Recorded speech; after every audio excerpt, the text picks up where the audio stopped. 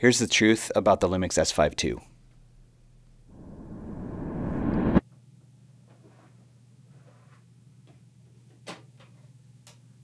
So this is a look back over the last year of using the LUMIX S5 II and the one major thing I discovered about it. I've used the S5 II in a bunch of different scenarios. Like I've used it in some, professional settings, professional shoot settings for client work. I've used it for traveling. The one major thing I discovered about the S5 II and the truth about it is that this LUMIX S5 II is a content machine. Here's why. If you're new here, my name is Caleb and I've been doing freelance video since 2012 and I've been using LUMIX cameras since the GH4. Now this channel is full of LUMIX content, and if you want to master your LUMIX cameras, make sure you hit that subscribe button so you don't miss any future videos. Now one of the questions I get a lot is, should you get the S5 II or the S5 IIX? And there's not a bad camera anymore. Like all these cameras that are coming out are amazing, fantastic. The shoot settings are through the roof, and honestly, with all of these different cameras, you cannot go wrong. But the way the S5 II fits in my personal workflow is that this is a content making machine, especially in the studio. And I'm obviously not using it for this video. I have the S5 IIX rigged up. But in the studio, this is my go-to content camera for making my own video content. At this point in my workflow, I'm using the S5 IIX more for client professional shoots. Now, normally I rig the S5 IIX and I like the different record options, like to the SSD drive. Just the other day, I had a video shoot. I recorded everything to the SSD drive, and then I was able to just hand those files off on that drive. I actually have quite a few scenarios where I'm doing that, and having that option is a great option with the S5 IIX on those professional shoots. But if I'm just shooting some of my own content here in the studio, like a video like this, I would record to the S5 II to an SD card, and in that case I can really pump out a lot of content with this camera. Now, thanks to LUMIX, I have a long-term loaner camera, and I actually got this one in Japan at the announcement of the S5 II, of when they put the hybrid phase detect autofocus in this system. Now, here's a few of the very first shots that I got with the S5 II right after the announcement, when we got our hands on it for the very first time. We can let the world just tell us so, light ourselves up when we're out of luck. So I was playing around with the autofocus a little bit, still didn't know, a lot about the settings or anything like that. But right out of the box, getting your hands on it, it's a very easy camera to use. Now here's a few of the finer details on why I think the LUMIX S5 II is a content machine.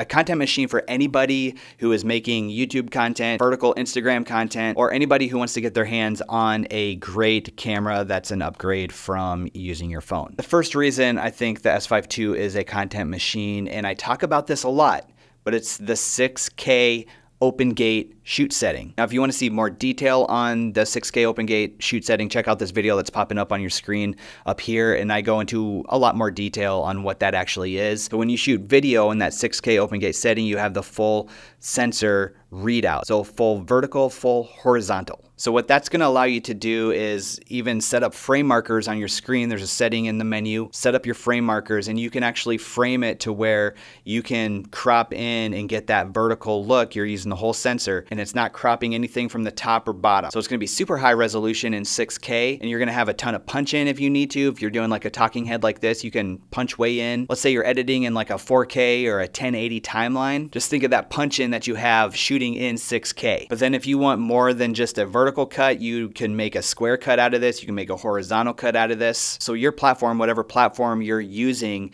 you can use this 6K open gate setting, get full resolution, use the full sensor, and then you can crop it to the different aspect ratios that you would need. So that feature alone on the S5 II makes this a great content camera. The next detail that I have about the S5 II that makes it a content machine is the ability to shoot with the real-time LUT. So the real-time LUT is a vlog-based profile that you add your look to.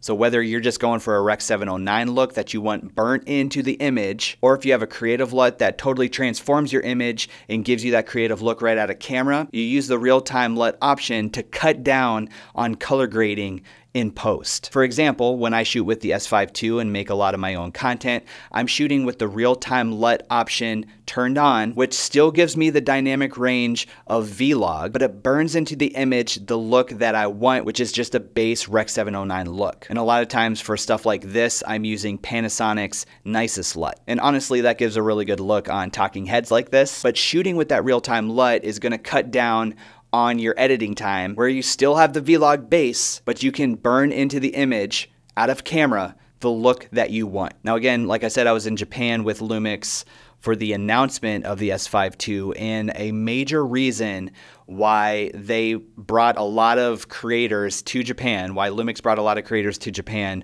was because of the huge announcement, which is my third detail that makes this such a great content creating machine, is the fact that Lumix announced and put into this camera right here their new hybrid phase detect autofocus system. The new autofocus system that they first put in the S5 II and now are putting in a lot of the cameras that have come after is so good compared to any other Lumix, even when they try to fix it, any previous Lumix autofocus system. And the fact that I can just toss this camera on a tripod, turn it to autofocus, hit record, and know that I'm going to be in focus while I do a talking head like this really cuts down on a lot of the other accessories that I've had to use previously with Lumix cameras. Things like an electronic follow focus, or even having a bigger monitor. You don't necessarily even need a bigger monitor. You know that if you're doing a talking head like this, you're going to be in focus and you can just start talking and you don't have to worry about it. So kudos to Lumix and the engineers that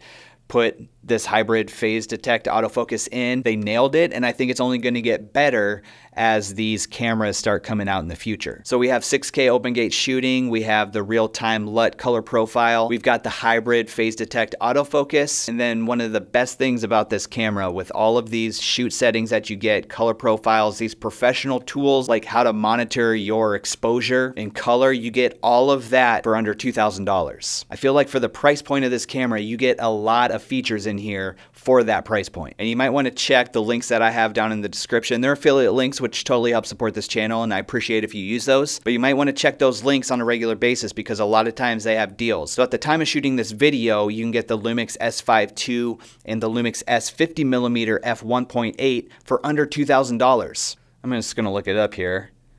Yeah, you can get it for $1,745 right now. The Lumix S5 II and the 50mm f1.8